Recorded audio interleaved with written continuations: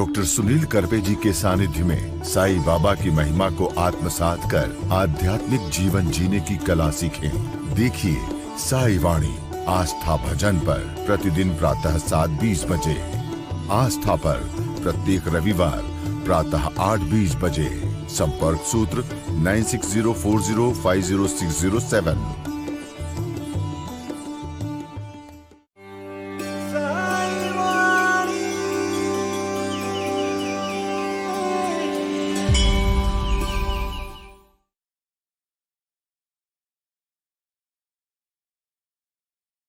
साईं तेरे चरणों में कोटि प्रणाम। साईं तेरे चरणों में कोटि प्रणाम। साईं तेरे चरणों में कोटि प्रणाम। साईं तेरे चरणों में कोटि प्रणाम। शरण में ले लो साईं प्रभो। शरण में ले लो साईं प्रभो। शरण में ले लो साईं प्रभो। शरण में ले लो साईं प्रभो। नमस्कार। प्रारंभ करो, जारी रखो इसी विचारधारा से। लगातार 1 साल पूरा होने को आ रहा है और साई वाणी के माध्यम से श्रद्धा और सबूरी शिरडी के साईं बाबा का आशीर्वाद पाकर हमने इस प्रारंभ कार्य को शुरू किया। साई वाणी घर घर तक पहुंच गई। देश विदेश से हजारों करोड़ों लोग जुड़ गए और वो आए और आकर चले गए। मौन रहे और कुछ कह गए। कुछ था जो बिन बांटे ही बढ़ गया, जल उठे दिए और अंधेरा झट गया। एक ओजस्वी, तेजस्वी और एक सर्वधर्म समभाव से मानवता को ही धर्म मानने वाला और एक भारत को विश्व का सबसे महान देश बनाने वाला यह साई वाणी का प्रारंभ।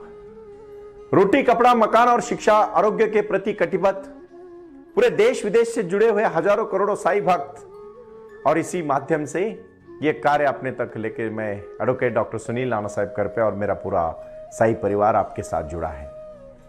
भाई और बहनों,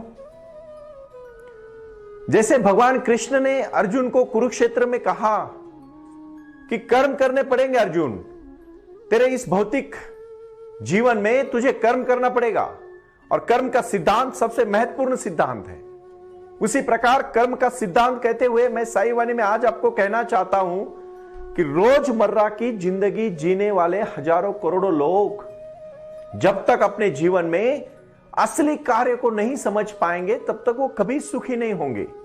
और मेरा लक्ष्य है कि एक ओजस्वी, तेजस्वी और भारत को विश्व में नंबर 1 बनाने वाला और आध्यात्मिक स्तर पर ऊंचा उठने वाला इंसान जो ध्यान करे, जो प्राणायाम करे, जो योगासन करे और जो अपने जीवन में अपने जीवन को ऊपर उठाए। देखो, बेसिक चीजें मैं कहता हूं हमेशा। 9 महीने पूरे हुए आस्था भजन और आस्था चैनल का मैं धन्यवाद हूं और मैं उनके लिए सच में मेरे दिल में बहुत बड़ा प्यार है। मेरे मित्र, मेरे भाई,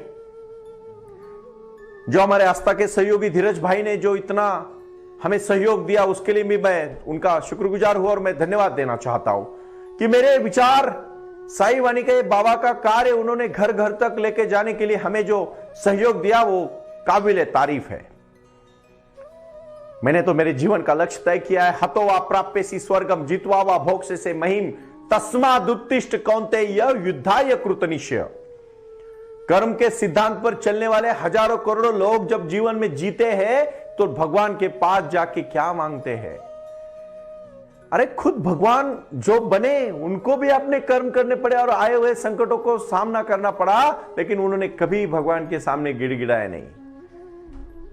भगवान कृष्ण की बहुत करीबी रिश्तेदार थी कुंती और कुंती के पुत्र थे पांडव, लेकिन फिर भी युद्ध हुआ और इस युद्ध में जीत आखिरकार पांडव की हुई, लेकिन कर्तव्य से मुड़े नहीं। और कुंती ने भगवान कृष्ण से नहीं बोला, उन्होंने तो कहा भगवान हमें हमेशा संकट दो, क्योंकि संकट के समय हम आपको याद करेंगे और आपका हमेशा जिंदगी भर हम आपके चरणों में दास बन के रहेंगे। क्या विचार थे। रामकृष्ण परमहंस जी ने स्वामी विवेकानंद को ज्ञान प्राप्त करके दिया, लेकिन उनको खुद को आखिर में कैंसर हुआ। मैं निगेटिव बातें नहीं करता हूं, मैं आपको कह रहा हूं। मीरा को तो उसके पति ने जहर दिया, लेकिन फिर भी मीरा भगवान के लिए मगन रही।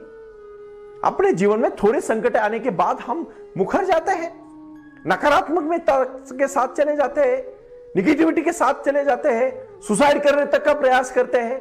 कितने सारे नीट में पढ़ाई करने वाले लड़के लड़कियां जीवन में फेल होते। भाइयों बहनों, जिस दिन आपको चलेगा सब रास्ते बंद हो चुके हैं, कोई चिंता ना करे।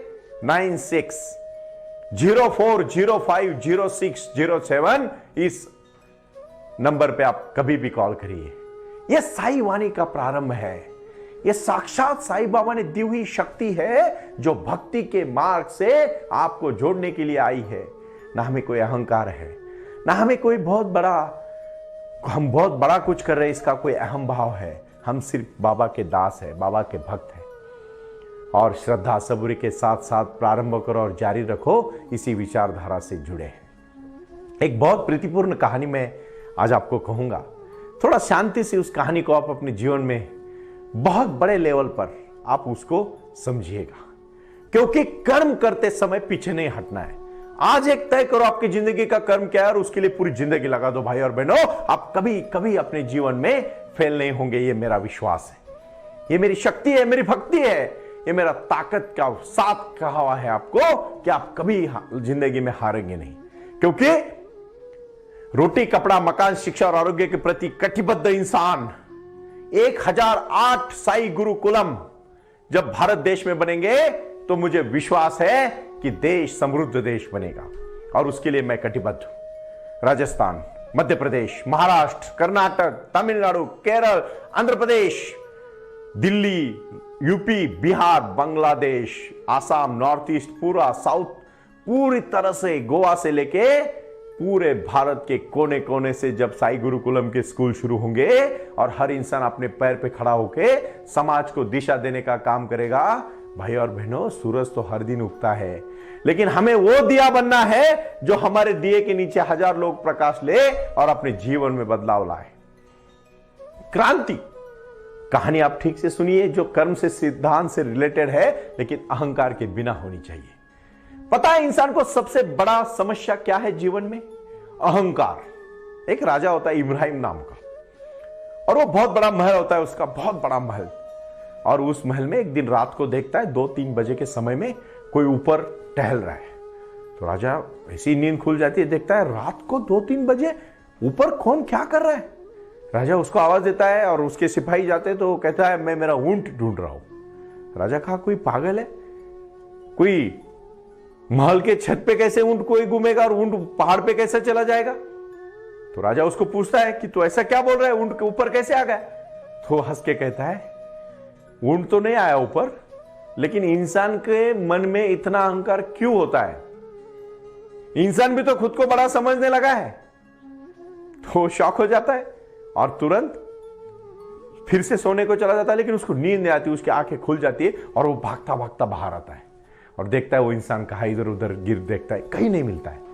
फिर वैसे ही परेशान होता है कि उसको लगता है कि पहले बार कोई मुझे बोला है, मेरे अहंकार को उसने ललकारा है। लेकिन राजा सुन्न हो जाता है और ऐसे ही दरबार में आता है। दरबार सुबह शुरू होता है और दरबार में सेनापति, बाकी सैनिक सब बैठते हैं, और उसी समय एक पागल इंसान भागते भागते दरबार में आता है और कहता है ये सराय है, मुझे रहने के लिए जगह मिलेगी? तो लोग कहते हैं पागल है, ये राजा का महल है, ये कोई धर्मशाला नहीं है, कोई सराय नहीं है, अरे ये महल है, तुझे दिखाई नहीं दे रहा है? तो इंसान कहता है नहीं, मुझे राजा को ही मिलना है। फिर वो जोर से राजा के पास चला जाता है और राजा को कहता है ये धर्मशाला है, मुझे कुछ दिनों के लिए यहां रहने को मिलेगा? राजा कहता है ये मेरा महल है, तू धर्मशाला कैसे कहता है, इसको मृत्युदंड दिया जाए। तो हंसता है और कहता है माफ कीजिए, मैं कुछ दिन पहले आया था, एक साधारण 50 साल हो गए, तो वहां एक दूसरे इंसान मिले मुझे। और राजा बोला है गर्व से, वो मेरे पिताजी थे, मैं तो उसके पहले भी 50 साल पहले आया था, वो मेरे दादाजी थे, मैं उसके पहले भी आ चुका हूं, वो मेरे परदादा थे।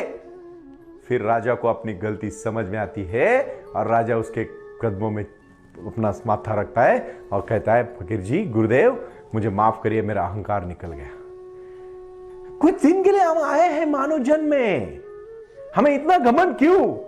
किसी को सौंदर्य के ऊपर है, किसी को संपत्ति के ऊपर है, किसी को ज्ञान के ऊपर है। भाई और बहनों, आपसे बहुत ज्ञानी दुनिया में है।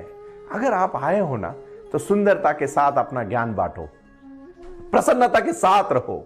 बगीचे में बहुत प्रकार के फूल हैं और सब फूल फूलते हैं ना, तो आनंद देते हैं, सुगंध देते हैं और लोग खुश हो जाते हैं। उसी प्रकार हर इंसान का जीवन होना चाहिए।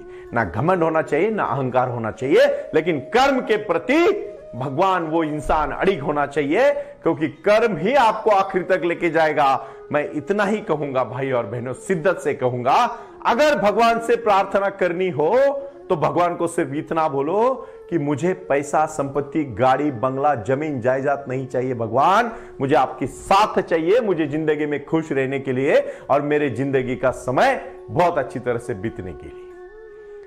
मेरे हाथ से अच्छा कार्य हो, संकल्प का साधन होना चाहिए।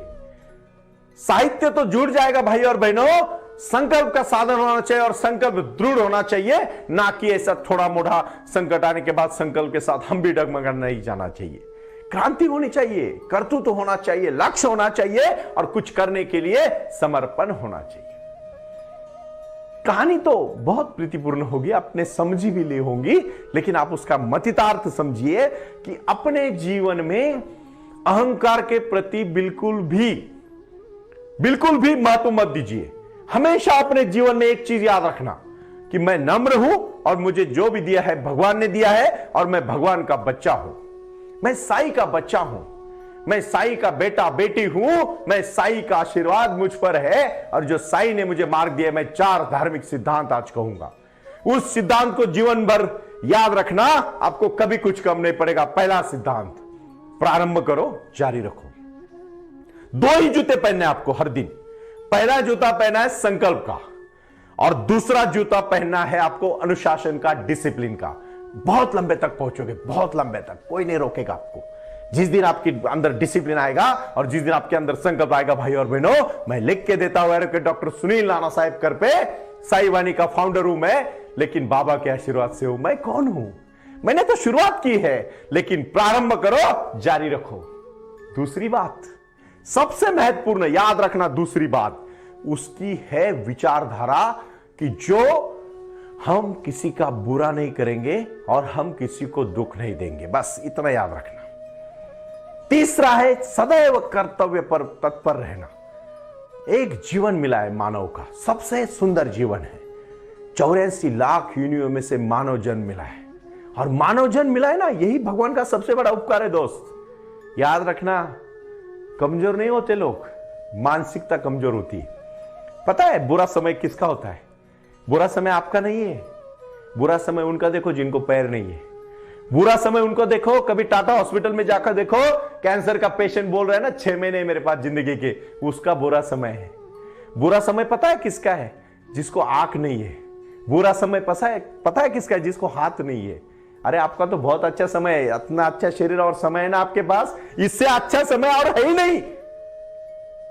यानी हर समय को इस्तेमाल करना और अपने जीवन में आत्मसात करके कुछ पाने की नहीं, जहां अच्छी तरह से लक्ष्य पाने की याद रखना। तीसरा और महत्वपूर्ण, बहुत इंपॉर्टेंट है, जैसा लोग चाहते हो ना आपके साथ व्यवहार करें, वैसा आप हर एक के साथ व्यवहार करना, बस।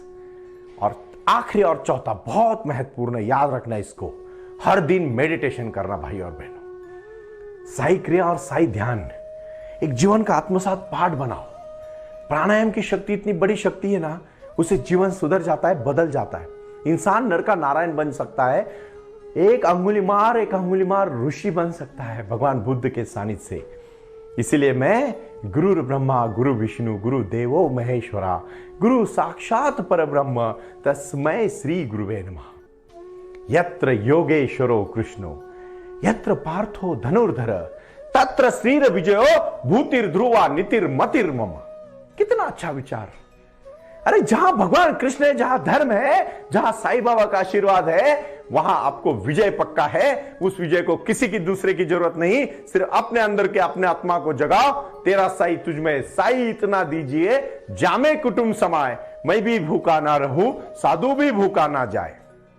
ये भूमिका, फिर देखो जीवन सुंदर है, बहुत सुंदर है जीवन।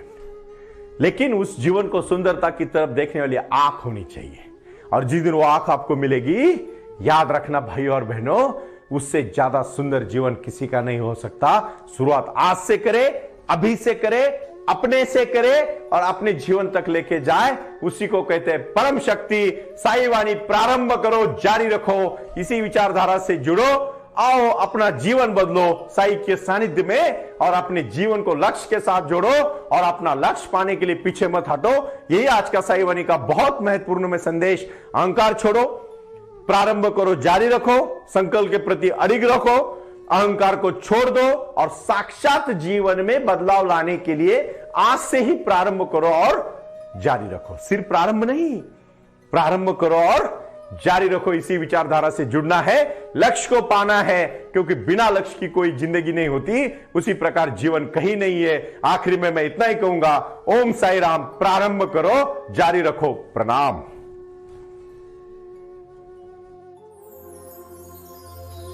ओम साई राम। प्रारंभ करो, जारी रखो। इसी विचारधारा से साई वाणी का प्रारंभ हुआ। शिरडी के साई बाबा का आशीर्वाद पाके खुद अपने जीवन में एडवोकेट डॉक्टर सुनील नाना साहेब करपे जी ने साई वाणी के इस कार्यक्रम को प्रारंभ करते हुए 21वीं सदी को सही में साई बाबा के आशीर्वाद से लोगों के जीवन में बदलाव एवं खुशियां लाने के लिए साई वाणी का प्रारंभ किया। लगातार लोग साई वाणी को सुनते आ रहे हैं। साई कृपा जो साई ध्यान से जुड़ी हुई है, क्योंकि मेडिटेशन ही एक ऐसी शक्ति है जो जीवन में क्रांति ला सकती है, बदलाव ला सकती है और खुशियां दे सकती है। लेकिन उसके लिए प्राणायाम बहुत महत्वपूर्ण है, और अपने संकल्प के प्रति अडिग रहकर उन्होंने प्राणायाम की श्रृंखला को अपने शक्ति से जोड़ा और उसको साई क्रिया के माध्यम से साई ध्यान के प्रति वो लगातार लेके चले गए। इन सब क्षेत्रों के लिए एक ऐसा परिक्षेत्र होना चाहिए जहां लोग आए और रुके। शिरडी में साई बाबा के समाधि के आशीर्वाद के बाद उनको ज्ञान और ध्यान दोनों की शक्ति देने का प्रयास किया जा रहा है। इसीलिए साईं बाबा की 65 फुट हिंदुस्तान की सबसे बड़ी प्रतिमा बनाकर वहां बाबा का मेडिटेशन सेंटर खोला गया है। साई आंगन इस नाम से यह जाना जाता है। देऊळगाव गाड़ा, तालुका दौंड, जिला पुणे, यहाँ साई आंगन की और बारामती क्षेत्र में साई आंगन में इसी क्षेत्र की निर्मित करते हुए उन्होंने यहाँ निजी व्यवस्था के साथ बच्चों के लिए गुरुकुल सिस्टम का इंग्लिश माध्यम का स्कूल, जहाँ बच्चे पढ़े और जहाँ बच्चे गुरुकुल में रहकर गुरुकुल के माध्यम से गुरुर ब्रह्मा गुरुर विष्णु गुरुर देवो महेश्वरा गुरु साक्षात परब्रह्म तस्मै श्री गुरुवे नमः इसका ज्ञान ले पाएं। इसी के लिए इसे पूरी तरह से सीबीएसई एवं गुरुकुल के माध्यम से बच्चों को एक सुजान एवं भारत का एक ज्ञानी और अच्छा नागरिक बनाने के लिए वे ये कर रहे हैं। उसी के साथ हेल्थ इज वेल्थ कहते हैं कि शरीर ही सबसे महत्वपूर्ण संपदा है और उस संपदा को आयुर्वेदा के माध्यम से लोगों को जोड़ना चाहिए। इसीलिए उन्होंने यहाँ साई वाणी आयुर्वेदा हॉस्पिटल की भी निर्मित की है और उस कार्य के लिए वो पूरी तरह जुड़ चुके हैं। पूरे विश्व से लोग साई क्रिया और साई ध्यान के माध्यम से जुड़ रहे हैं और इसीलिए उन्होंने साई वाणी trust.org इस ई कॉमर्स की भी स्थापना की है। इस ई कॉमर्स के माध्यम से हजारों करोड़ों भाई बहन को उन्होंने व्यापार करने के लिए प्लेटफॉर्म दिया। उनकी कला, उनकी क्षमता, उनका ज्ञान लोगों तक पहुंचाने के लिए साई वाणी trust.org बहुत बड़े लेवल पर महत्वपूर्ण प्रयास कर रहा है। इसीलिए यहाँ आए। ये बाबा की नगरी है। यहाँ बाबा का विज्ञान, बाबा का आशीर्वाद एडवोकेट डॉक्टर सुनील नाना साहेब करपे जी के साथ लोगों तक पहुंच रहा है। हमसे जुड़े रहने के लिए आज ही साई वाणी के ऑफिशियल यूट्यूब चैनल को सब्सक्राइब करें या अधिक जानकारी के लिए संपर्क करें 9604050607। ओम साई राम।